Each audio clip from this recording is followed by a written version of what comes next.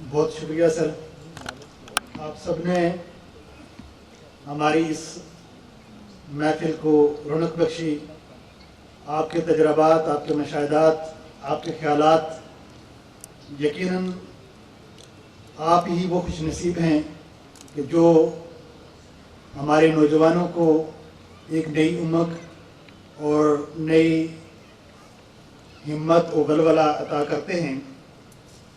آپ کی بات سے بات چلی کہ آپ نے اور سابق وائس چانسلر نے جو رول اس یونیورسٹی کے لیے ادا کیا اور وہ تسلسل الحمدللہ جاری ہے، اور ہماتن ہماری یونیورسٹی کی تمام تر مینجمنٹ اسی کردار کو آگے بڑھا رہی ہے. پچھلے عرصے میں ہمیں مسائل تھے، ہمیں حکومت کی طرف سے، ڈسٹرکٹ مینجمنٹ کی طرف سے بھی بھرپور تعاون رہا. سیکرٹریز آف دا گورنمنٹ وہ یہاں موجود ہیں، محترم مسعود الرحمان صاحب موجود ہیں. ہمارے یہاں ایک بستی تھی مہاجرین کی، وہ چیلا کیمپس کے اندر تھے. جناب وائس چانسلر کی کاوش سے مختلف فورمز پر یہ بات اٹھا کر اور ان کو ایک اس سے زیادہ مناسب جگہ دی گئی، اور ہمیں بھی یہاں پہ جگہ میسر آئی ہمارے طلباء و طالبات کو. تو یہ سلسلہ انشاءاللہ جاری رہے گا.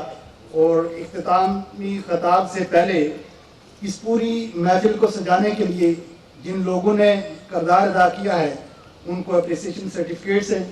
اور اچھا، جناب صدر کی ہدایت کی روشنی میں تقریب کے بعد شیلڈز اور سرٹیفکیٹس دیے جائیں گے.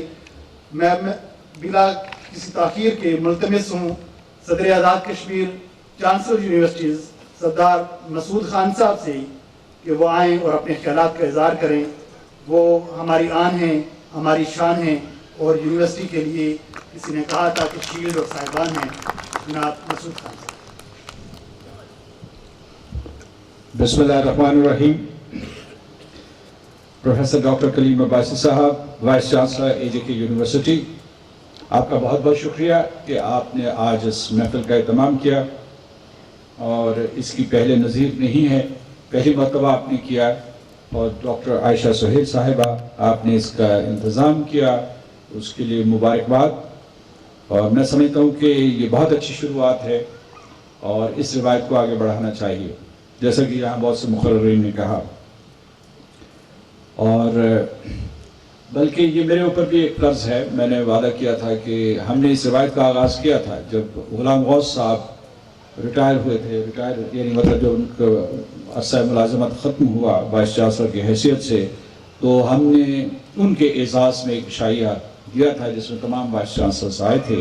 یہ ایک نئی روایت ہے، جتنے بھی سابق وائس چانسلرز ہیں ان کو آپ نے بلایا ہے، اور ان کے تجربات سے ہم سب مستفید ہوئے ہیں. باقی جو شرکاء ہیں میں ان کا نام لے لیتا ہوں. جسٹس منظور گیلانی صاحب، منظور حسین گیلانی صاحب، پروفیسر دلنواز گردیزی صاحب، پروفیسر ڈاکٹر غلام غوث صاحب، پروفیسر ڈاکٹر حلیم خان، پروفیسر ڈاکٹر منظور صاحب، پروفیسر ڈاکٹر خواجہ فاروق صاحب، دو وائس چانسلرز جو دوسرے سامعین میں موجود ہیں، جناب حمید صاحب، جناب مقصود صاحب، سیکرٹریز ٹو دا گورنمنٹ. راولہ کوٹ سے کمشنر مسعود الرحمان بالخصوص تشریف لائے ہیں. لوگوں نے ان کی بڑی تعریف کی ہے، میں بھی خوش ہوا ہوں، میں بھی ان کا معترف ہوں اور مداح ہوں.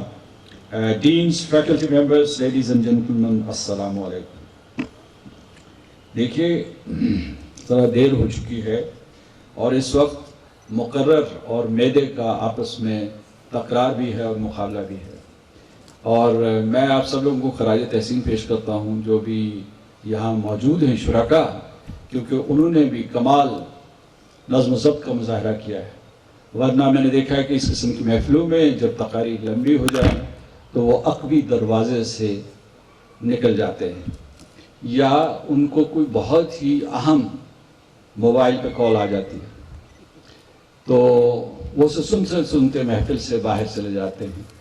آج ایسا کم کیا آپ لوگوں نے، اکا دکا لوگ جو ہے وہ رخصت ہو چکے ہیں. دوسری یہ ہے کہ میں آخری مقرر ہوں اور آپ سب میرے رحم و کرم پہ ہو، تو یا تو میں اس کلام کو مختصر کروں یا پھر یہ کہ اس کو اتنی طوالت دوں کہ آپ ساری زندگی یاد رکھیں کہ سزا ملی تو کیسی ملی۔ غلام غوث صاحب پیچھے سے کہہ رہے ہیں کہ جناب درمیانہ رکھیں، لیکن میں مائل بکرم ہوں اور میں شاید مختصر گفتگو کروں۔ سب سے پہلے جو ہے آزاد کشمیر یونیورسٹی جو ہے یہ مدر یونیورسٹی ہے، اور یہاں مقررین نے اس کا ذکر کیا۔ جب اس کی منصوبہ بندی ہو رہی تھی تو لوگوں نے شرط لگائی اور کہا، یہ چیلنج دیا کہ آزاد کشمیر میں یونیورسٹی نہیں بن سکتی۔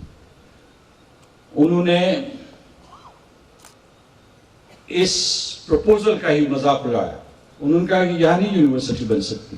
لوگ ہنستے تھے، مجھے لوگوں نے بتایا ہے کہ وہ ہنستے تھے کہ بھئی تم کیا حماقت کرنے والے ہو۔ لیکن بریگیڈیئر حیات صاحب کا ذکر کیا گیا، جو سلیریہ صاحب تھے، میری ان سے اس وقت ملاقات ہوئی تھی، میں طالب علم تھا یا طالب علمی سے فارغ ہو چکا تھا، تو میری ان سے ملاقات ہوئی۔ تو یہاں کوئی حالات اس قسم کے نہیں تھے انفراسٹرکچر کے کہ کچھ امید کی کرن سامنے آتی کہ آپ یونیورسٹی بنا سکتے ہیں، لیکن آپ نے یونیورسٹی بنائی۔ اور جب میں ان کے کانوکیشنز میں جاتا ہوں، خاص طور سے AJK یونیورسٹی کے کانوکیشنز میں جاتا ہوں، تو میں ان سے کہتا ہوں کہ بھئی جس زمانے میں ہم پڑھے تھے، اور خاص طور سے جو دور میں نے راولا کوٹ میں گزارا تھا، مجھے نہیں پتہ مظفر آباد میں حالات بہتر ہوئے ہوں گے، میں نے کہا کہ وہاں تو ہمارے پاس اس قسم کے اساتذہ ہی نہیں ہوتے تھے۔ یہاں جو ہے آپ لوگوں کو پڑھانے والے جو ہیں وہ کوئی امریکہ سے پڑھا ہوا ہے، کوئی برطانیہ سے پڑھا ہوا ہے، یورپ کے مختلف ممالک سے پڑھا ہوا ہے، اس کے علاوہ جو ہے چین سے، روس سے۔ تو میں نے کہا اگر ہم وہاں سے اٹھ کے یہاں پہنچ گئے تو خدا جانے مستقبل میں آپ کہاں پہنچیں گے۔ تو میں نے ان کو یہ کہا کہ شکر بھی ادا کیا کریں، خدا تعالیٰ کا شکر ادا کیا کریں کہ ارتقا ہوا ہے اور ہم یہ منزلیں طے کرتے کرتے بلندی کے اس معیار پہ پہنچے ہیں۔ کہاں اکثریت جو آزاد کشمیر کی ان پڑھ ہوتی تھی، ناخواندہ ہوتی تھی، کہاں آج سارے پڑھے ہوئے ہیں۔ آج ہم فخر کے ساتھ کہتے ہیں کہ جب الف اعلان سروے کرتا ہے تو یہ کہتا ہے کہ آزاد کشمیر میں سب سے زیادہ پڑھے لکھے لوگ ہیں،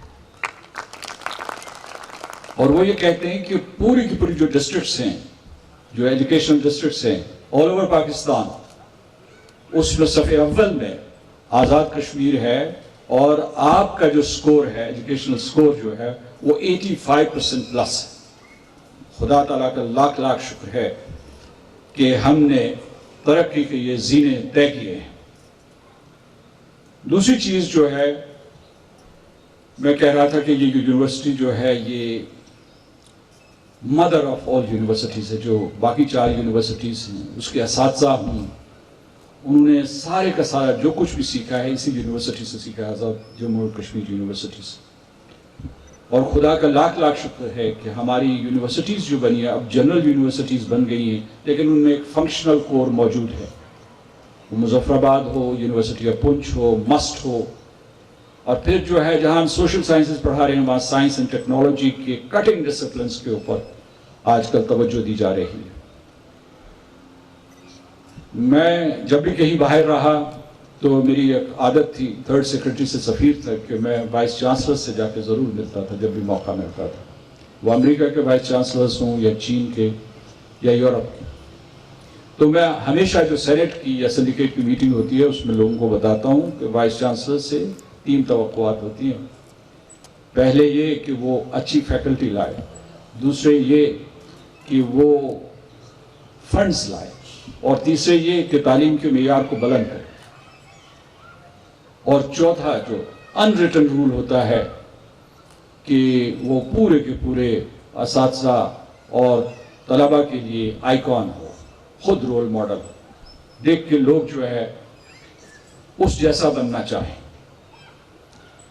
تو پچھلے دنوں جو ہے میں کہیں گفتگو کر رہا تھا، کسی نے بلکہ یونیورسٹی کے حوالے سے مجھ سے انٹرویو لیا، تو میں نے کہا کہ میرے تجربے کے مطابق گزشتہ 4 برس میں جو میں نے باحیثیت صدر آزاد کشمیر میں گزارے ہیں، دنیا کے مشکل ترین کام جو ہیں وہ ایک سیاستدان کا ہے اور دوسرا وائس چانسلر کا.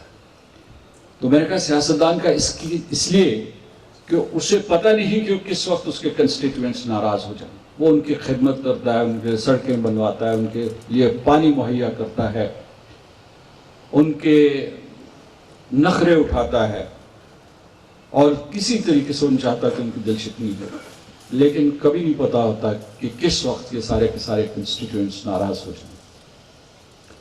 اور دوسرے جو ہے وائس چانسلر صبح و شام محنت کرتا ہے، انتظام و انصرام کے اوپر توجہ دیتا ہے، تعلیم کی معیار کے اوپر توجہ دیتا ہے، مختلف اداروں کے ساتھ کام کرتا ہے. اسے پتہ نہیں ہوتا کس وقت حالات بگڑ جائیں.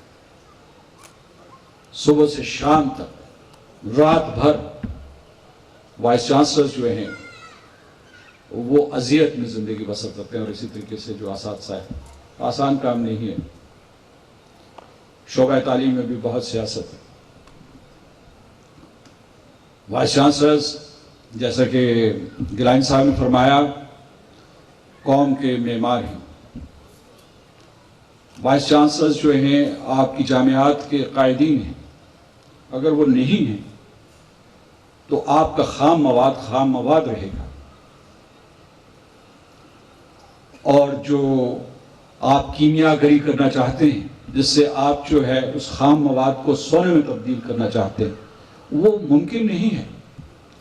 تو اسی لیے بہت سے مقررین نے بالخصوص جو ہے گیلانی صاحب نے اس بات پہ زور دیا کہ اساتذہ کی بالخصوص وائس چانسلر کی عزت کرو. ہم نے اپنے دور میں وائس چانسلرز کی، فیکلٹی کی عزت کو محفوظ کرنے اور بڑھانے کی ہر ممکن کوشش کی ہے. کس حد تک کامیاب ہوئے ہیں یہ آپ خود فیصلہ کیجئے گا. کوئی لفظ کہہ رہا تھا کہ جناب ہم صاحبان بنے تاکہ ان کو غیر ضروری مداخلت جو ہے اس کی تمازت سے بچا سکیں،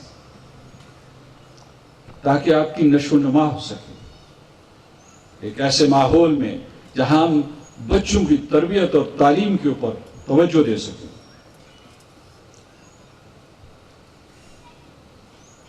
میں اس وقت یہ کہنا چاہتا ہوں کہ آپ نے بہت اچھا کام کیا. یہ یونیورسٹی کے جتنے اساتذہ تھے انہوں نے بتایا، انہوں نے انفراسٹرکچر کے سلسلے میں انہوں نے پھر جو ہے معیار تعلیم کو بڑھانے کے لیے، انہوں نے تحقیق و تفتیش کے لیے جو ماحول پیدا کیا ہے وہ قابل تحسین ہے. لیکن آگے بڑھنا ہوگا.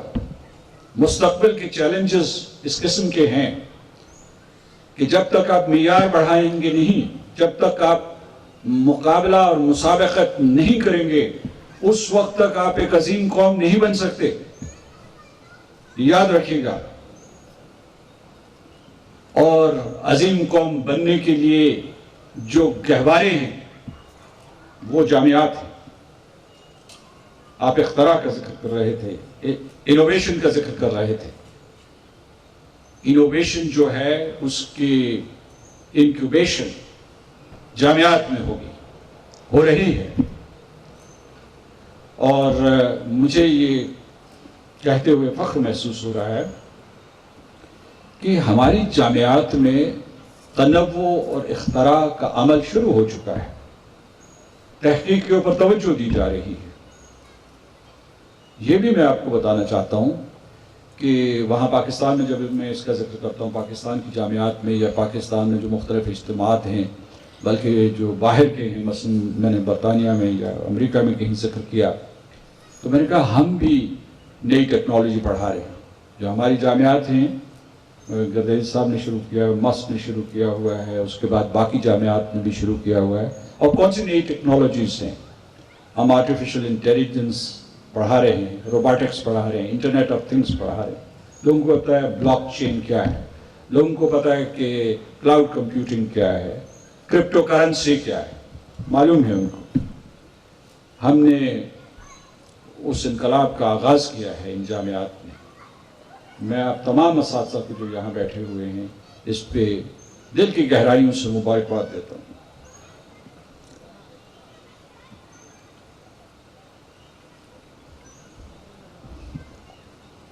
حکومت کا تعاون بے حد ضروری ہے۔ جامعات خلا میں جنم نہیں لیتی ہیں۔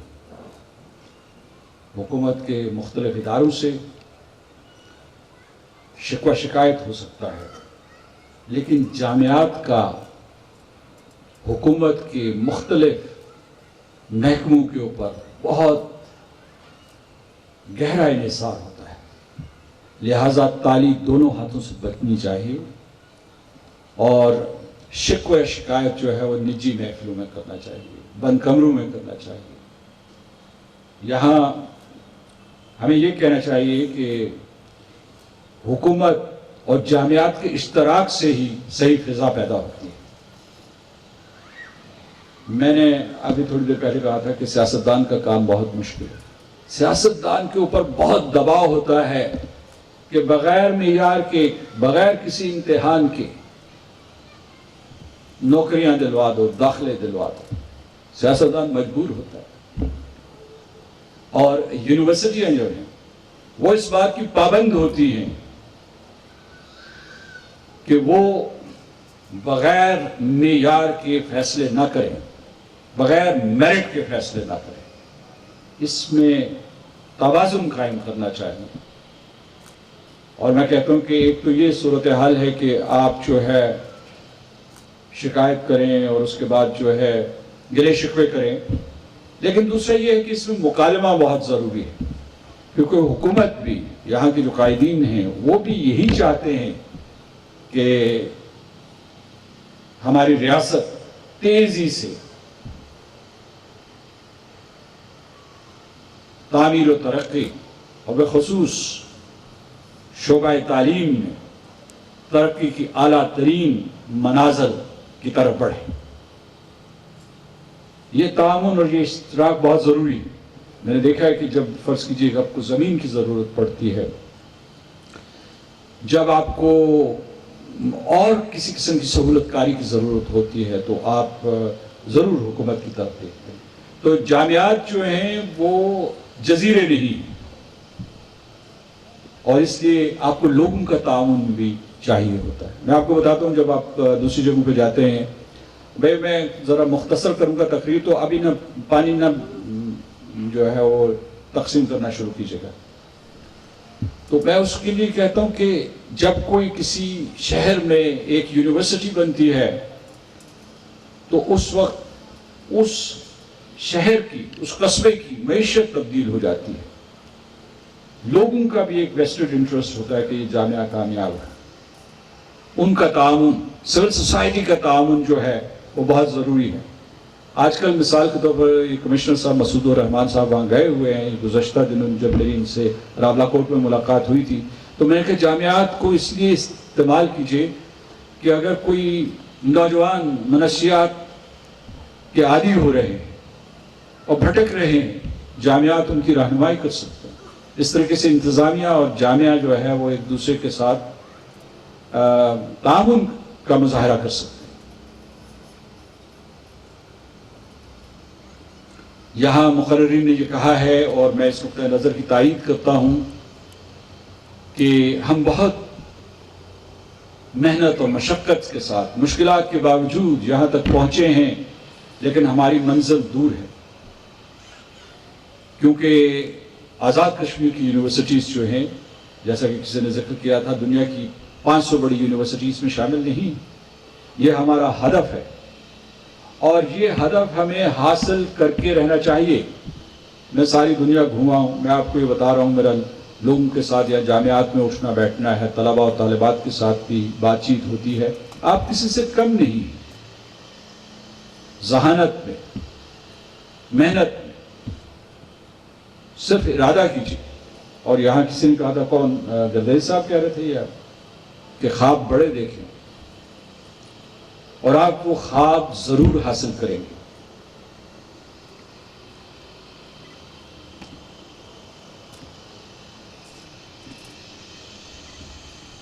بار بار کہا گیا ہے، میں اسے دہرانا چاہتا ہوں اساتذہ کی عزت کیجیے. یہاں ایک بہت اہم نقطہ آپ کے سامنے پیش کیا گیا. آپ تو بیشتر جو اساتذہ ہیں تو آپ تو میرے خیالات کی تائید کریں گے، لیکن جو باہر طبقے ہیں، جو عدلیہ ہو یا اس کے علاوہ انتظامیہ ہو یا کوئی بھی شعبہ زندگی ہو، ان سب کو اساتذہ کا احترام کرنا چاہیے. کیونکہ ماں باپ کے بعد آپ جو کچھ بھی ہیں وہ اساتذہ کی تربیت کی وجہ سے، ان کی تعلیم کی وجہ سے.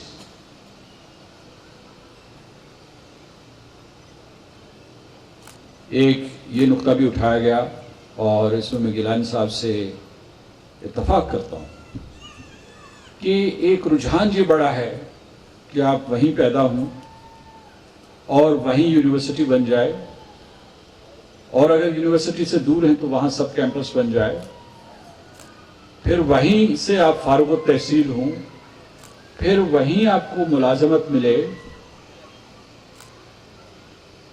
پھر وہیں سے آپ ریٹائر، یعنی لاہور اور کراچی تک بھی جانا نصیب نہ ہو. یا اگر کوئی لاہور اور کراچی کا آدمی آ گیا تو اسے اپنی صفوں میں جگہ نہ دیں، اسے باہر نکالنے کی کوشش کریں. مبادہ یہ ہماری جگہ چھین لے. تو میں یہ کہہ رہا ہوں کہ پچھلے دنوں جو ہے ایک بڑے جانے مانے وائس چانسلر ہیں پاکستان کے، تو وہ مجھے کہہ رہے تھے کہ آزاد کشمیر میں انقلاب لانے کا ایک وقت ہے، پلیٹ فارم ہے تعلیم کے میدان میں. بھئی یہ مائک تباہ نہ کرنا، توڑنا نہ، جواب دہی ہوگی، ٹھیک ہے نا؟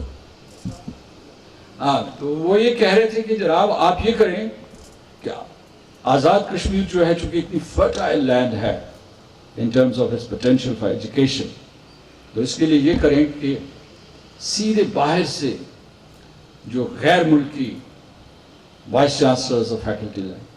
میں نے کہا بھائی صاحب ادھر جو ہے وہ ایک ڈسٹرکٹ سے دوسری ڈسٹرکٹ کے جو ہے پروفیسر کو قبول کرنے کے لیے تیار نہیں ہیں، تو آپ مجھے کہہ رہے ہیں کہ ہم لندن اور امریکہ سے لائیں وہاں اساتذہ اور وائس چانسلرز، تو آپ تو ہمیں قتل گاہ کی طرف دھکیل رہے ہیں. میں نے کہا ابھی وہ وقت نہیں آیا. تو میں یہ کہوں گا کہ جو یہاں اساتذہ موجود ہیں یہ ایک اور انقلاب برپا کریں. یہ جو تنگ نظری ہے، یہ جو قبیلہ پرستی ہے، یہ جو علاقائیت ہے، اس کو ختم کریں تاکہ آپ ایک توانا اور مضبوط قوم بنے. اور میرا آخری نقطہ یہ ہے کہ دو چیزوں کے اوپر آپ کو مسلسل توجہ دینی چاہیے اور اپنے طلبہ کی تربیت کرنی چاہیے اور اساتذہ میں یہ شعور بیدار کرنا چاہیے. وہ یہ ہے کہ ایک تو معاشی اعتبار سے ہم نے ایک عظیم طاقت بننا ہے. میں نے لوگوں کو کہا ہے کہ اگر آزاد کشمیر میں صحیح طریقے سے سرمایہ کاری کی جائے اور صحیح حکمت عملی اختیار کی جائے تو نہ صرف ہم خود اپنا بوجھ اٹھا سکتے ہیں بلکہ پاکستان کا بھی ہاتھ بٹا سکتے ہیں. اور دوسری چیز جو میں کہنا چاہتا ہوں وہ اس سے بھی زیادہ ضروری ہے، وہ یہ ہے کہ آپ یہاں قیادت کی پرداخت کریں، اس کی پرورش کریں، قائدین پیدا کریں. وہ لوگ جو صرف مانگتے رہتے ہیں وہ لوگ پیدا نہ کریں، وہ لوگ جو دینے والے ہیں وہ لوگ پیدا کریں. اور اسی ضمن میں میں یہ کہوں گا کہ ہم اس دن تک چین سے نہیں بیٹھیں گے جب تک کشمیر آزاد نہیں ہو جاتا. کشمیر پر جو ہندوستان کا تسلط ہے اور استبداد ہے، اس کو ختم کرنا ہم پر فرض ہے.